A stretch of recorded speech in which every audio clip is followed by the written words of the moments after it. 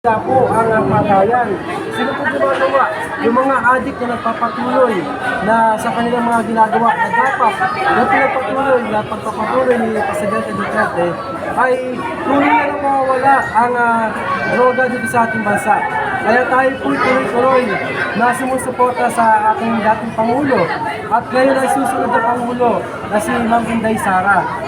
Nagtataka nga lang tayo sa mga ibang Pilipino, bakit nila kino-question yung 125 million na confidential fund. Samantalang hindi nila hinahanap yung bilyong-bilyong salapi ng bansang Pilipinas saan napunta. Maraming insertion. Dapat yan ang tingnan nila kung talagang tunay silang makapilipino, lalo na po yung mga dilawan at mga pinklawan. Akala nila sila ang gustong-gusto ng taong bayan. Lagi nilang ginagamit ang taong bayan. Pero ang totoo, gagamitin na naman nila ang taong bayan para sa sarili nilang kapakanan at sariling politika. Gusto nila, sila ang mamumuno. At saka nga po may lumalabas sa survey na ang ating VP Sara Duterte ay may 95% ng mga Pilipino na siya ang pinagkakatiwalaan.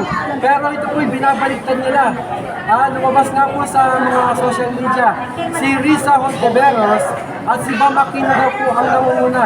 Diyan po sila nagkakamali. Ngayon, taong bayan, tingnan po natin sa darating na 2028 kung sino talaga ang tunay na minamahal na sambayan ng Pilipino.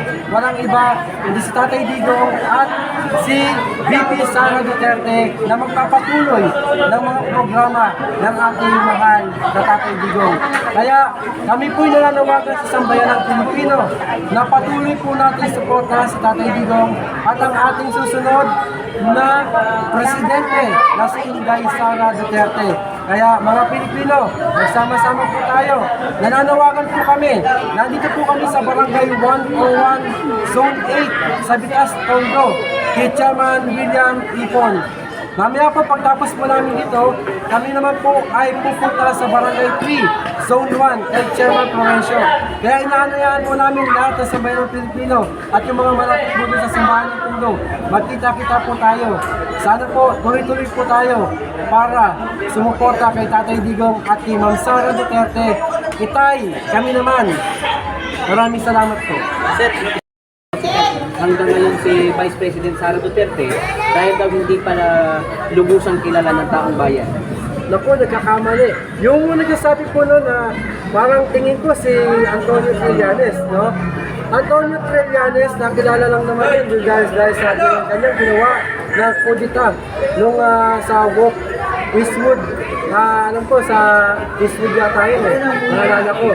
Kaya ako, sa totoo lang, si Antonio Trillanes, mahusay sana senador yan, kaya lang, sa ngayon sa nakikita natin, nagpapagamit po siya, no?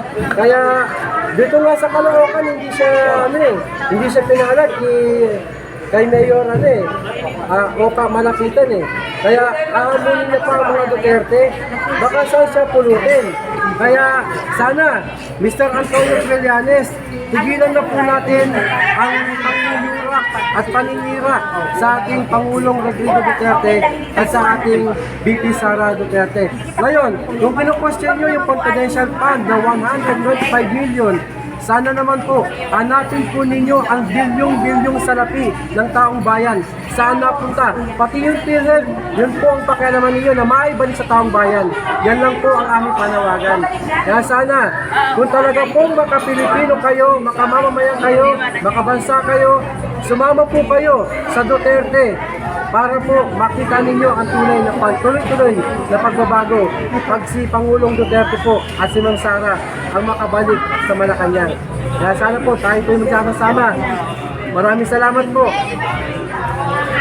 Thank you. Sir John Vic Revilla ng Cavite. Actually, ako may mga kapatid ako sa Cavite. Nung araw, talagang yung mga Rimulya, talagang tinatangkilik ng mga taga-Cavite. Pero ewan ko lang sa ngayon. Sayang yung pangalan nilang Rimulya. Kaya hindi ko ito Kaya tayo naniniwala na kakayanin niya na pamalakaran natong bansang Pilipinas.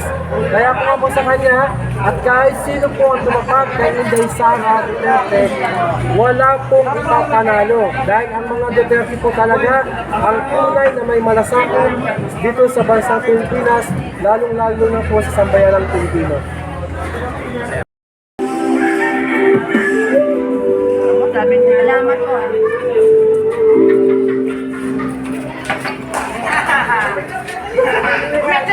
Anak ka ni tatay.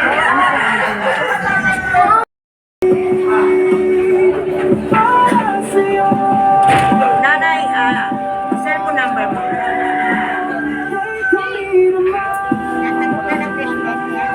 Hindi po, si tatay Digong po, hindi na po pwedeng tumakbo. Retired na po siya.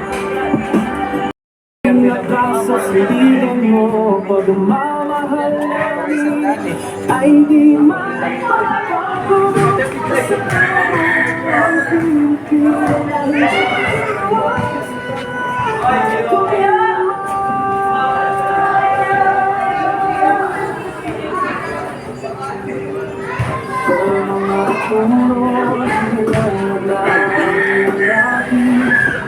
Senior citizen ID po yun.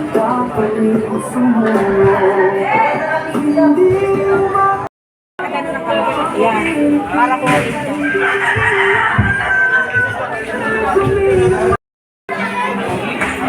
Cellphone number. Hindi kasi kay Lazar dahil nga sa dami-dami ng lugar na pwede siya magdeklara ng kandidato sa inyo pa. Di ba? Magpa-plus pack lang tayo. Alam kasi ni Tatay Digong na eto, masa talaga eh. Nasa baba, nasa ground. Opo. Buwan mo kuya ha? Kailangan mo yung cellphone.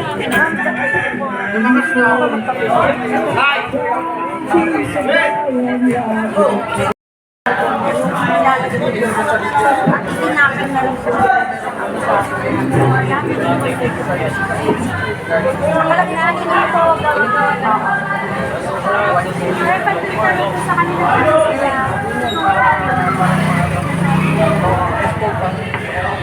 pagkakulong po niya hindi po kaya assist po kita. Pero dito,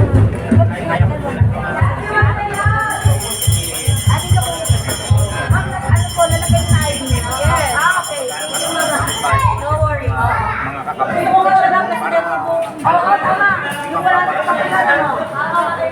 Tama. Ipakikita nila ako sa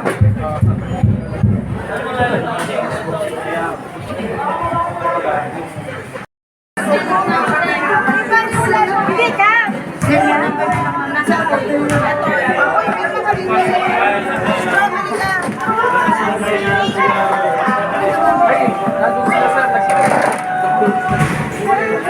ito. Ano na lang po. Ay, hindi ka wala. Walang